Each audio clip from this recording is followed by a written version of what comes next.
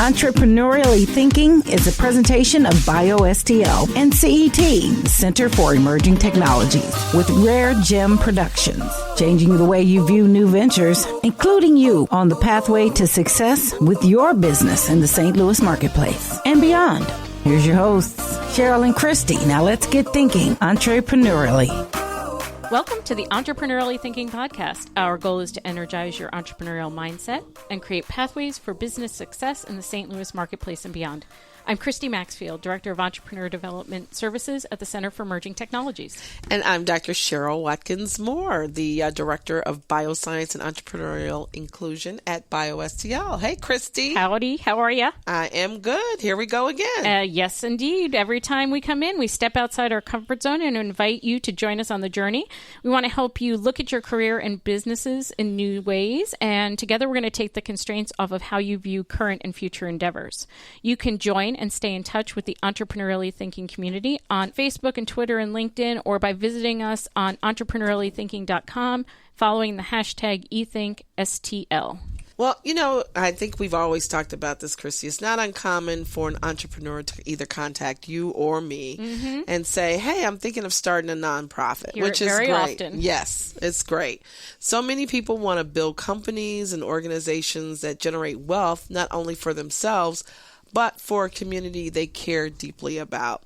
Most often, they assume doing good and giving back, having a social mission, means they need to create a nonprofit. And we're going to talk about why that might not always be the case. Right. In fact, we all know it's usually not that straightforward. So we thought it would be good to spend some time talking about how we coach these entrepreneurs and get some insight from our friend, Heather Cameron, about how she approaches the business of changing the world as a practitioner and educator.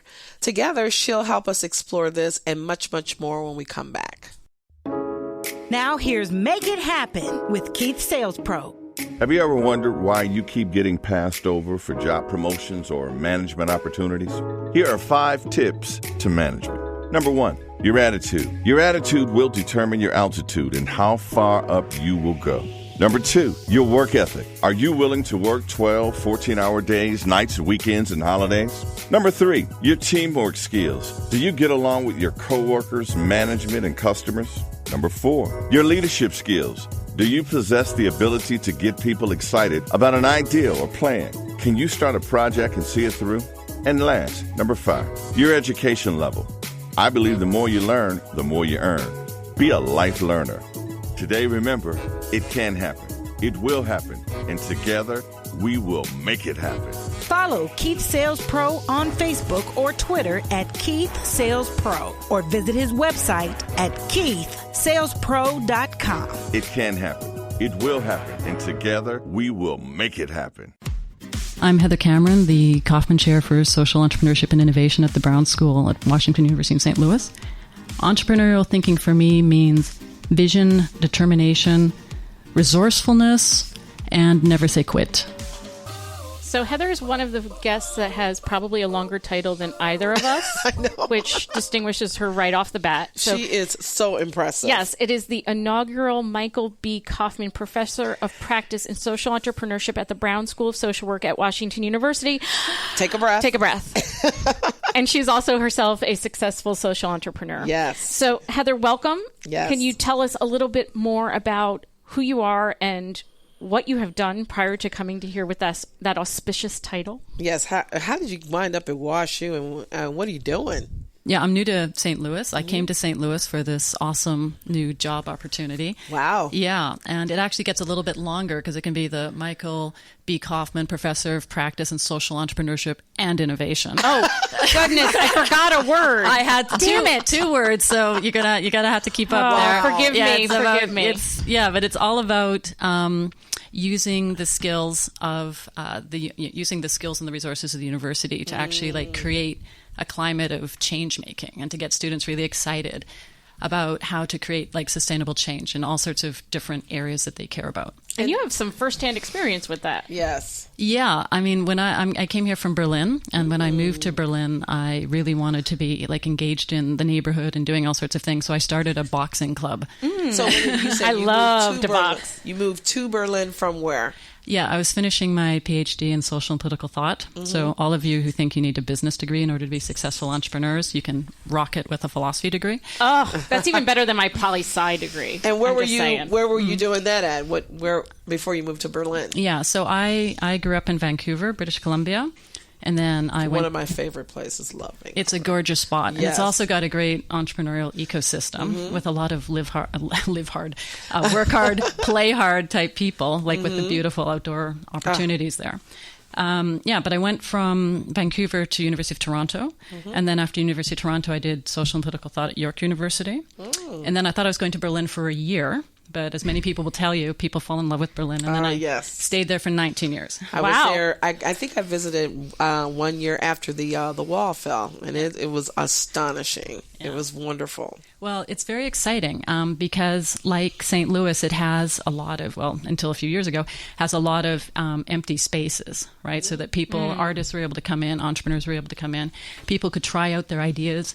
And have it not cost them a hell of a lot of money. That's great. So people could always have their side hustle and be able to grow it without having to like mortgage their entire life.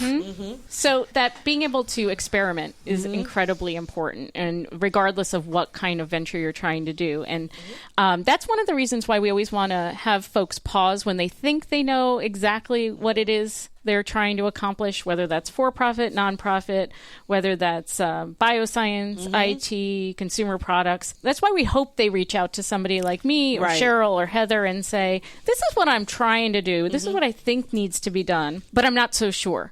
So that experimentation piece is something that you saw a lot in Berlin, and I'm sure you're seeing a lot of it here in St. Louis as well. Yeah, absolutely. And I mean, that's one of the opportunities of entrepreneurship at a university, right? Is that before people have a lot of other heavy responsibilities or committing to their mortgages or their jobs, so they have a space to actually explore their ideas around other people who are into exploring ideas. And that's one of the things that's great about seeing here in the St. Louis ecosystem is that there's these spaces being created. People here, down at the CIC, like, sitting across each other on the desks and being able to bounce ideas off each other, or just like, going out for takeout or whatever, or of course over at Cortex.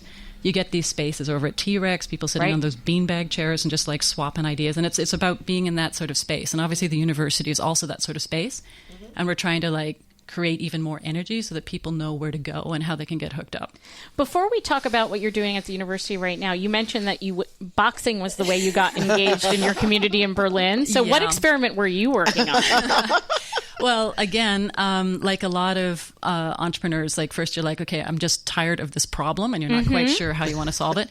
And some people might not have thought, community development through boxing or community peace through boxing.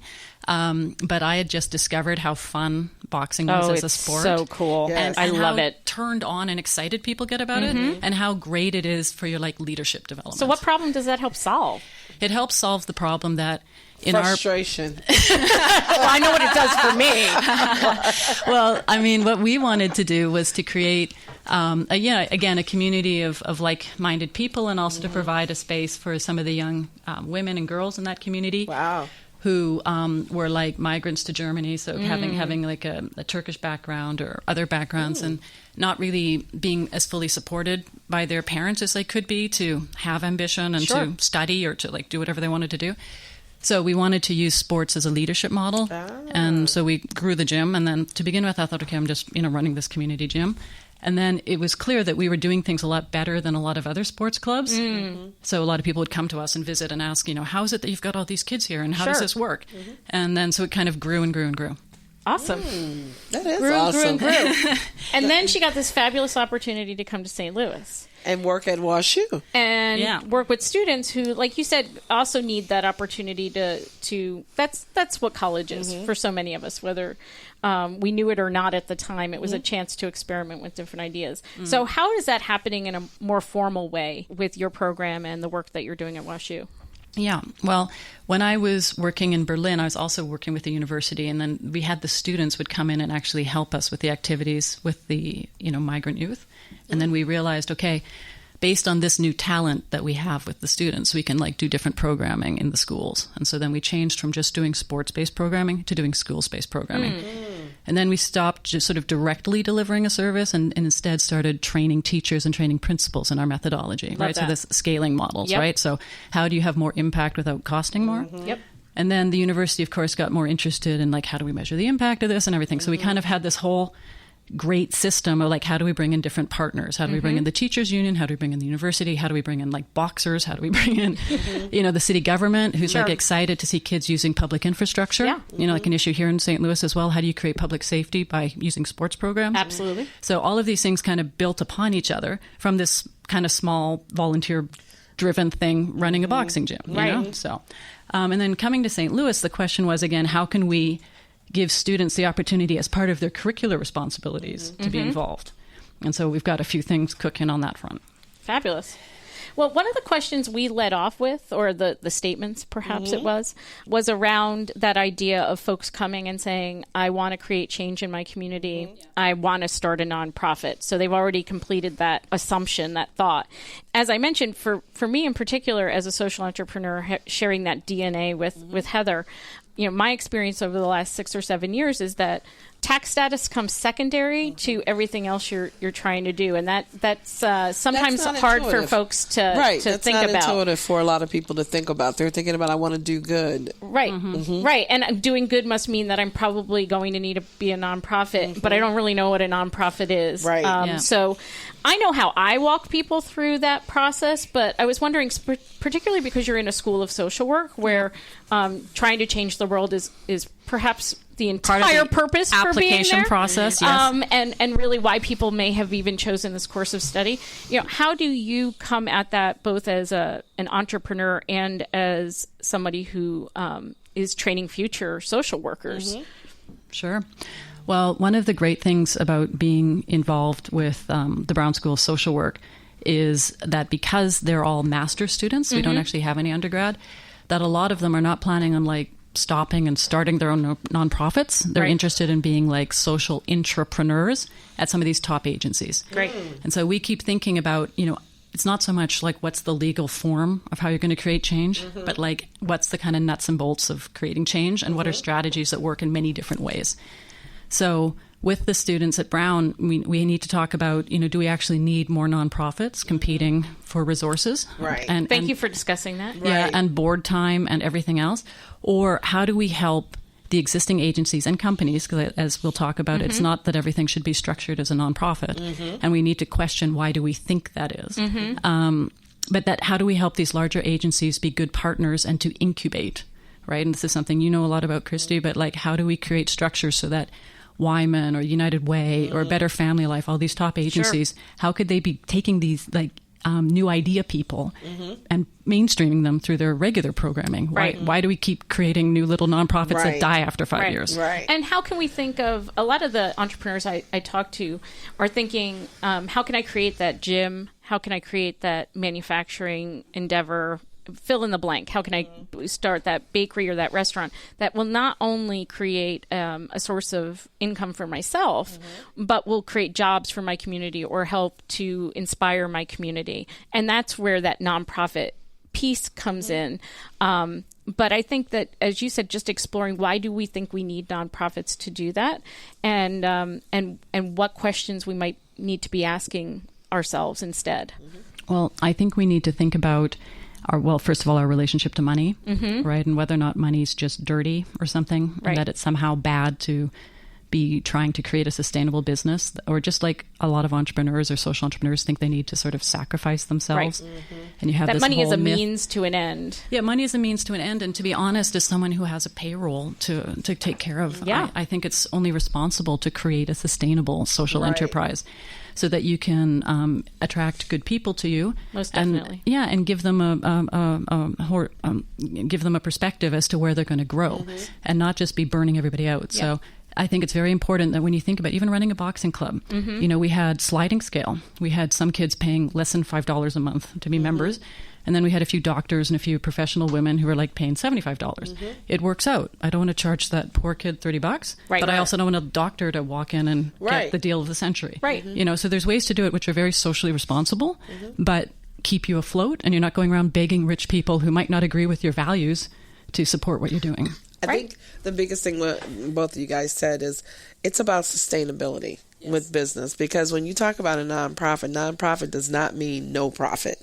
It means that you have to be sustainable in what you're doing. And I think that's a mindset that some of our folks think, oh, I'll just go into this and I'll do good, but the business is run poorly. It's not run with the same type of focus that a for-profit business. And I don't know if sometimes people think I'll cheat it this way by just saying I want to do a nonprofit and I don't have to worry about meeting, all the stringencies with a for-profit entity. I think, unfortunately, you're right about part of that, Cheryl. Mm-hmm. I think, ironically, it's most likely the people who aren't from the nonprofit world who think it's easy. I won't name anybody, but there's a few business school professors who were recommending people become nonprofits because they couldn't understand the business model. And then I'm working as a coach at the Hatchery with Cliff and his great team. And I'm like, in no way in hell are you going to be a nonprofit. Exactly. Like I run a nonprofit. I'm telling you, don't make the mistakes I made, young man. So, yeah. But that, how do you structure businesses as hybrids? Right. And again, it comes down to your idea about money. If you think it's unacceptable for nonprofits to be able to, or for social ventures to be able to plan into the future and to be able to make commitments, then okay, fine. Then no one should be able to earn money. But if you want to say, no, we want to build your capacity, we want to be able to give you a future plan so you can have strategic planning, then there needs to be extra money. There's ways to do that as a nonprofit. There's ways to put money aside. But if you have a business model, not all of them have that. But if you have a potential to have an earned income stream, that gives you much more freedom to be able to innovate and to be able to sustain yourself in dry periods. And when you don't take that opportunity, I think you're just being naive. Absolutely. Yeah. And I think I sit on several boards, and you can see the boards from some of these organizations. One is the Biome School, which was Youth Learning Center before. And having gone through that process of how before we used to look at nonprofit entity and teaching children and having a learning environment to now a very sustainable model, a business model on how we want to take this forward. I think what you're doing is just extraordinary. And maybe you can tell us, have us understand some of the stories and entities that you've encountered and how what you're doing over there at WashU has been impactful for our communities. Sure, I'd love to. I'd just like to say one more thing about the nonprofits and the money question. Yeah. Is that I think a lot of people assume that because you're doing a good thing, other people should make resources available for it. And it would be nice if we had functioning government taxation and so on, so that the real needed programs were actually given structural funding. But here in St. Louis and in Missouri, that's not happening. Right. And so I think people are thinking, well, other people see that these kids should have lunch, or other people see that these kids should have access to sports. Unfortunately, you can't count on that. Right. And so you need to come up with whatever model you can, which is still equitable and that allows access, but has some sort of earned income stream where possible. And so the real takeaway here is thinking about not only what problem you want to solve and what way you might want to solve it, but a bottom line is, how do you monetize it? How do you turn it into a going concern?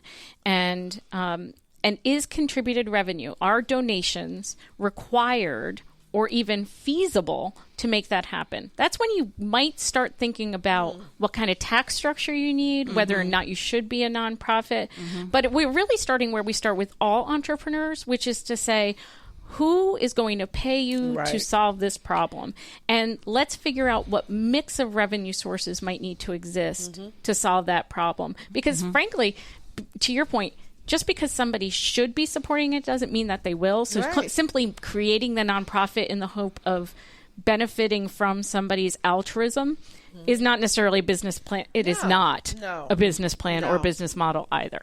And if you're really committed to the social change you want to see, it's your duty to come up with, to talk to people, to see different models, to explore the many different ways you can create a robust answer to that question. Absolutely. And there's different phases, right? There's definitely a phase where using donations and so on is valuable. And then the question is, how can you continue to build on that? And how can you use those donations and as an investment in a longer term sustainable venture? So I want to come back and talk more about the entrepreneurs you're seeing at WashU and the programming you're doing to support them after this break. How do you find alive and well through all of this? It's pretty heavy under the weight of all the tragedy and violence and sadness and hate that we're hearing about every single day. Everywhere we turn, everywhere you look, there seems to be another story to add energy to this stress. And you're bound to feel it. But listen, toxic stress can make you really sick. So if you're feeling numb, out of sorts, agitated, alone, please take 5 to take some time to care for yourself. Learn more at aliveandwellstl.com. I'm Christina Menn with Arvigenics, and when I am thinking entrepreneurially, it's thinking outside the box. It's branching out. It's maybe stepping outside of your comfort zone and finding something that speaks to you.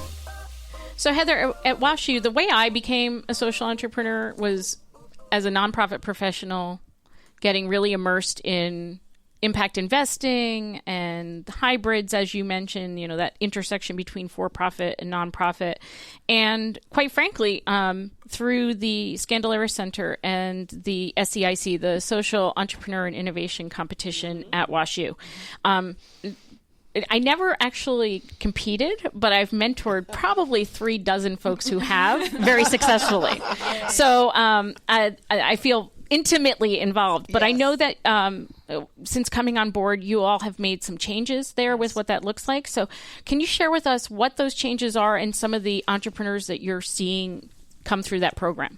Yeah, I'd love to. Well, the SEIC has been hosted by Scandaleras and also by our friends, the Mission Center, who have been like doing a lot of work, you know, bringing different social innovators and entrepreneurs together in the city. And so together, sort of having kind of a community and university hybrid, again, bringing everybody together and trying to figure out ways to, you know, create the change we want in our communities. And in the past, it's been structured mainly as a kind of prepare to pitch competition. And then people would, you know, pitch with their best ideas, and then they'd be awarded prizes from some of the leading agencies here in the city. And then I realized that a lot of these entrepreneurs didn't really get as much traction as they wanted afterwards. So like the really strong people came in, they won, and they left. And then some of the other people who had ideas, you know, they got a little bit of help, but often it was like perhaps not delivered to them in the way that they could best use it. Or again, if you focus on pitching, then there's not as much focus time available to like work on your so-called minimum viable product. Right. And these are challenges we're seeing throughout the ecosystem. Social entrepreneurship, folks, is the same as every other type of entrepreneurship. Absolutely. And I just wanted to get away from the hype and the charisma of just pitching. Like pitching competitions are like totally fun, but they reward a certain type of approach. Yes, they do. We've made some of those adjustments in our programming as well. And so I thought, okay, let's see, you know, what the boys and girls can like get down on a piece of paper and kind of skip the show and see, you know, what we can actually do. And then also to work very closely with the Mission Center, who have like huge expertise in helping entrepreneurs kind of go from an idea to an MVP. And since I came in, and you kind of have fool's freedom, like when you're a new faculty member, the honeymoon, I'm like, let's just do it like this, right? So we consulted everybody, and then it was like basically what everybody had been wanting to do for a year, but, you know, hadn't had the chance to just like, you know, get it going. So we revamped it. So rather than having 22 sessions, we had 5. Wow. Awesome. Yeah. Rather than having a pitch competition be sort of the culmination, we've pushed it towards this MVP. Yeah. And rather than doing it on Sunday afternoons, we do it on Friday afternoons, which causes different problems. But anyway, we're, you know, getting people who are showing up. But I really like the focus, and you're not focusing on the pitch. Because, you know, some people are very skilled. They know how to do a pitch. But when you dig a little bit deeper into the business, there's no business there. Is it the idea? Is it the team? Is it the plan? And what's leading? There's no there, as you say. Sometimes there is not. And that's the thing, you know, because I thought like, I'm not here to play, right? Right. You know, I'm with you, sister. I go all in. Yeah, there you go. There you go. Like, there's lots of people, and they've got like a good little sparkle in your face thing. But like Cheryl just said, you know, if you kind of drill down, it's kind of make believe. Right. It's that black box Kinda. in which a miracle happens. Yeah. And the fact We is, have to explain the miracle. Right. and you know what? Those of us who are doing social entrepreneurship often feel like we've got like so much to prove because they think social entrepreneurship is just like the Salvation Army reselling clothes, which isn't a bad model. Right. Which It isn't. is. They're earning money. Yes, they are. They've got their little They've bell been around. ringers too, but Yep. they are definitely earning some cash. They've been around for how long? And the Girl Over Scouts have been 100 social years? entrepreneurs for more than 100 years as well. Exactly. Okay, but all I'm saying is that like I also have a cross appointment to the business school, and so if I have to go in there talk to the entrepreneurship dudes at the business school, then they're used to a certain model of entrepreneurship, and they find social entrepreneurship sometimes a little bit cute. Right. And it's not cute. It's not cute. business. It's changing the world is what it's doing. So like if their version of disruption is like I have a new parking app. Right. And my version of disruption is like girls' education works in Southern Africa. Right. Okay. Yep. Okay. Anyway, so the point is that how do we help these people who've got good ideas but just think that entrepreneurship is pitching and make them do their homework? Right. How to Well, and make we're them all- answer the questions. We're all up against the Silicon Valley myth, right? And so whether we're trying to educate young women in South Africa or we're trying to improve parking, we all think that somehow we're going to walk in with a 5-page pitch deck in Starbucks and somebody's going to hand us $4 or $5 million. Right. And that's not how the world works. There's a lot of people who are like, yeah, go dream your dream, and Good bye. luck. Good Lots luck. of pack on. And then I'm just really realizing that at Washington University we enjoy so much social capital. We enjoy so much literal financial capital. We have so much intellectual capital up on that campus and all over the city. Like, how do we really put that to use for the people of St. Louis? Right. The students at the university and definitely the rest of the people of St. Louis.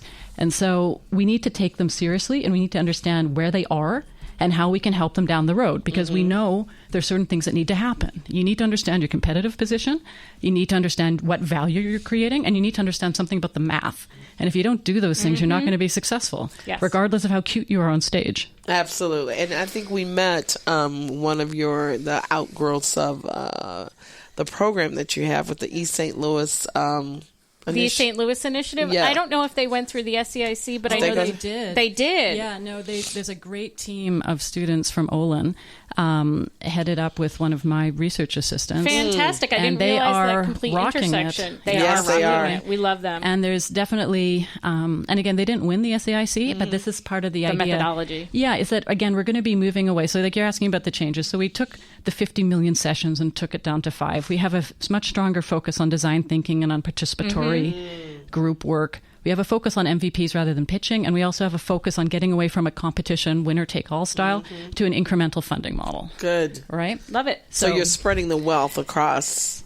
Is it? Yeah, we're spreading the wealth, but we're more trying to think about, because I don't believe in like what do they call it, flower watering, or in German they say Gießkannenprinzip. It shouldn't be a little bit for everybody. Like some people are doing the work and they should get what they need to advance. Right. But what we're trying to do is to say you don't just win $30,000 for being charming. You can work towards different investments in your business as you need it. Milestones. Okay. Milestones. Yes. So we're going to do the MVP. And then about 10 to 15 projects will get small amounts of funding to like test their concepts. Awesome. Then they're going to get some student help and also some community mentor help. Similar to what we're doing with our Great pilot minds program. think alike. Yes. Great minds think alike. Well, maybe Yes. again, there's even more alignment. And then in the summer, again, student interns. And then in September, the larger prizes that I'm still trying to drum up. If you'd like to help us in the area of housing, health, decarceration, youth, or economic development. So again, that was the other thing, is we thought, let's try and focus on areas of research competency of the university. So like if you're doing something on aging, we have like the top research centers on aging. If you're doing something on housing, we've got also top people who know all about, housing inequity and how to do housing development. If you're doing stuff on mental health, we've got the experts in the city for mental health. So how does that all dovetail? You've got all of this expertise in entrepreneurship. You've got all this expertise in social work. You're playing to the competencies of the university from a research perspective. We've got the business school in Scandalaris. You've got the business school in Scandalaris. We've got the law clinic. Yes. Et cetera, et cetera, Yeah, et cetera. that's what I'm saying, is about how do we bring this together. We've got the great ecosystem of like Cortex, CIC, all of the friends who helped me ramp up. Absolutely. And then the question is, how do we actually create that synergy? And then who are you seeing? Tell us some stories. Who are we seeing? Okay, well, we've got people who are interested in like creating apps for helping decarcerated individuals. So like when people come out of prison and they're trying to kind of get their lives online and get organized, like to help those people directly as well as the agencies they serve by like collecting the data they need to collect on them and being able to create new programs for them, evidence-based programs. So like I just heard that getting out of prison means that you often lose your ability to get access to your medications because you're not necessarily enrolled in Medicaid before you leave the system. So there's so many bad There could be hookups. all sorts of different ways to use technology to actually improve the lives of those folks who are rejoining the community. So there's a whole bunch of not a whole bunch, there's a few excellent sort of tech ideas between, again, this app, which is directed towards agencies serving decarcerated people. There's also app ideas for like youth who are like dealing with suicide or depressive thoughts. And again, how can we use some of this technology to actually, affect healthcare outcomes? Then there's also a few people who are like really want to do yoga studios, right? But then not again a yoga studio down in Clayton, right? But like a yoga studio down on Cherokee or up in North City, and about providing kids who are like dealing with a lot of trauma Stress. with some of these techniques, interventions we know work. Yeah, exactly. And not just for like white ladies after getting their hair done, but like for kids who kids who want access. Amen. To, know what I mean? I mean, I like myself some yoga, Right. but I think we can share it, right? It's mindfulness in schools where you can really show the impact of de-stressing and de-escalating situations. Exactly. Well, That's and speaking wonderful. plainly about what we know works in one population may or may not work in another, but it's the bridging that access gap. Yeah. And that's what's exciting is just to see a lot of, young women from these communities coming and saying, look, I would like some of these services that we see in other communities in my community. And how do we transfer it? How do we translate it so that it fits? Because, of course, it's not just copy what they do in Clayton. Sure. But you can learn from the different business models. Well, we were just recently talking with another guest of ours about how there's just all this aspiration in our community, regardless of where you are. So just because you are a student at WashU doesn't mean you have inherently more aspiration or ingenuity than somebody who dropped out of high school or somebody who's leaving the justice system. And what I hear, that common thread, is that harnessing that aspiration and ingenuity, finding ways to get those members of our community in their highest and best position, and from our perspective, getting them in that place where they can be super creative in ways that then create jobs and create support change. And support it. Because I think it's not just having the aspirations, but it's having the resources and the support to make those individuals thrive. Yeah, and it's like roadmaps. It's about showing people possible routes from A to B, and it's also about mentors. It's about everybody, but especially, us women and especially, people of color, just kind of putting their hand up and saying, okay, I've done that path, come look over my shoulder or come hang out with me for a few meetings and see, how I do it. That's not the way to do it necessarily, but it's one way, and it kind of demystifies the process. Right. Absolutely. Because that's a lot about humanizes it. Yeah, but it's also about power, right? I mean, it's about the power of certain people who kind of keep certain knowledge, right? And the more we're sharing this knowledge and the more that we're opening up the doors, then the more people will be able to participate, and then we'll come up with better ideas. Well, that's what you're doing over there at WashU by tapping into all of the resources and bringing those to bear into the social enterprises. I think really impacts it. Makes it go. It makes it jump from 1 to 1 equals 2 to 1 to 1 equals 5. Yeah, absolutely. Which is great. And you talked a lot about catalyzing all the resources that are available, not only at the university, but elsewhere. How do you see the work you're doing transforming how our straight up commercial entrepreneurs think about their work and the opportunities? Because, Cheryl and I spend a lot of time talking with what would be termed as advanced technology entrepreneurs, high growth potential entrepreneurs, scalable enterprises. That doesn't necessarily mean that you're not seeing some of the same people. So how are you seeing that crossover, hybrid, intersection, whatever you might want to call it? Well, I've had the chance to deal with a lot of really successful commercial entrepreneurs and also some really experienced, successful corporate guys and girls. And it's like really essential that they're part of the ecosystem. And every time, like, they're just totally excited when I tell them what we're doing and everything. And they're like, how can we help? Or how can I send some of my guys down there to help you with your financial modeling? Or let me see the wireframes of that company because maybe we can give some ideas. Like, I think the the commercial entrepreneurs, they're getting their money out, right? If they're doing a good job, they're getting their money out.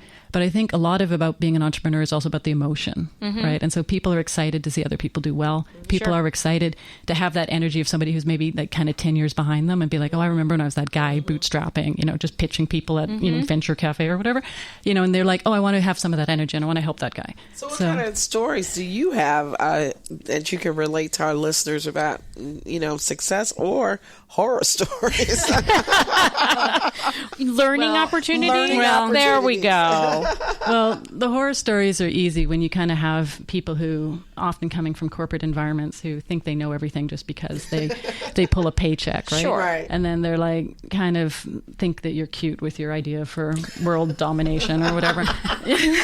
Which is actually what we're after. Yeah, it's all about creating a change maker society. I mean, now more than ever, right? We're going to see challenges, you know, with the new administration, right? And we're going to see people needing to be even more innovative and more committed to their communities than ever, you know?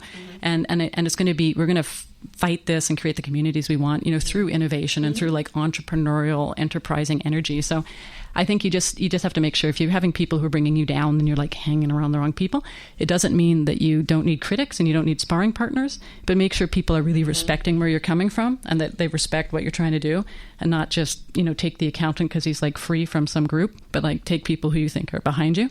And in terms of wins, I was just in Singapore because I'm an Ashoka Fellow and they do this program called Globalizer where they bring people together to talk about world domination or global scaling. Tell us a little bit about Ashoka just so our listeners know what that is. Ashoka is a foundation for social entrepreneurs. It's sort of like social innovation for the public good. So I got chosen for that in 2010 and that's like a rocket ship. Yeah. That's awesome. So I'm happy to talk all about Ashoka all the time. Yes. Yeah.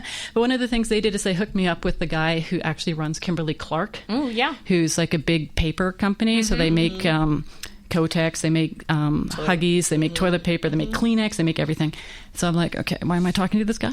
But obviously, they care a lot about women. Sure. And so if I'm doing like women's education projects in South Africa, and I want to make sure that girls have access to sanitary products, and that, for that matter, moms have access to diapers and everything else. All those things we need. And so we had this great talk, and then he's like, I'm going to hook you up with the guy who's responsible for Kimberly-Clark Africa. And I'm like, okay, that was like literally $1 million conversation. Wow. Right. You know what I mean? Yes. And I haven't pitched him yet. It's not real. Right. But you realize he's just trying to, you know, give me a nice handoff. And then that's, again, where the commercial entrepreneurs and the corporate guys come into play. Sure. Is they can just open the door. Exactly. And then you got to go through it, and you have to have a good plan. Right. But they can really make things happen. Yeah. So I'm so glad you could spend time with us. It's amazing how quickly our conversations go. You think, wow, we have all the time in the world. And then I think, oh, my God, there are 100 more questions I need to ask. But for our listeners, what I hope you're taking away is that if you are aspirational, yes, we've talked a lot about the student entrepreneurs that are working at the university, but that the university has a tremendous number of resources, as do other universities, SLU and Harris Stowe and Webster and in our community, UMSL, where you can start to explore that if you yourself believe that you want to be an entrepreneur.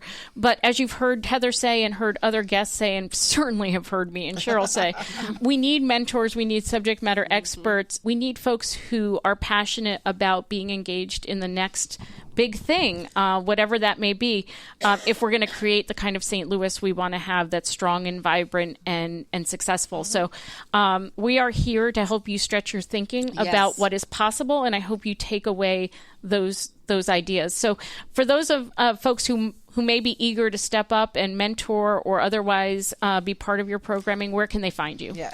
Well, I'm at the Brown School, so if you pretty much put Heather Cameron and Brown into Google, you're going to find me. Awesome. There's also the SEIC website, same idea, just put it into Google and you find us. And again, we're looking forward to partner with all sorts of different organizations who are interested in like having students be part of the social change they want to see in the community.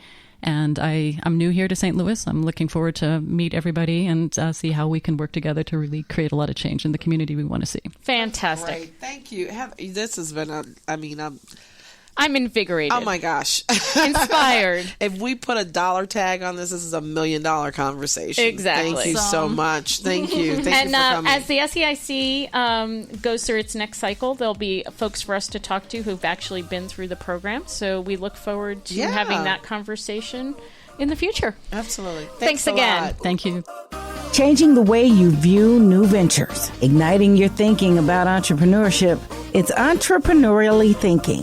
Get connected and discover more. Visit our website for show notes, resources, information about our guests, upcoming events, and of course, all your favorite episodes. If you have any questions, be sure to leave them for us in the comment sections, and be sure to leave us a 5-star rating on iTunes. The best way to show love is to share. Let everybody know that you're thinking entrepreneurially. So visit our website, entrepreneuriallythinking.com. #ETHINKSTL. Entrepreneurially Thinking is another positive production of RareGem Productions. Thanks for listening.